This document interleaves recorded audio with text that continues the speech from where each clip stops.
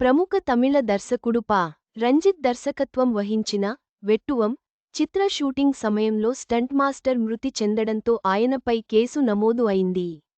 చిత్ర unit నిర్లక్ష్యం కారణంగానే ఈ ఘటన జరిగిందని ఆరోపణలు వినిపిస్తున్నాయి. ప్రముఖ తమిళ దర్శకుడు పా. రంజిత్పై కేసు నమోదు అయింది. నీలం ప్రొడక్షన్స్ బ్యానర్పై పా. రంజిత్ దర్శకత్వంలో రూపొందుతున్న వెట్టువం చిత్ర షూటింగ్ సందర్భంగా ఆదివారం స్టంట్ మాస్టర్ ఎస్. మోహన్ రాజు గుండెపోటుతో మృతి చెందారు. అయితే చిత్ర యూనిట్ నిర్లక్ష్యం వల్లే రాజు మృతి చెందాడని ఆరోపిస్తూ డైరెక్టర్ పా.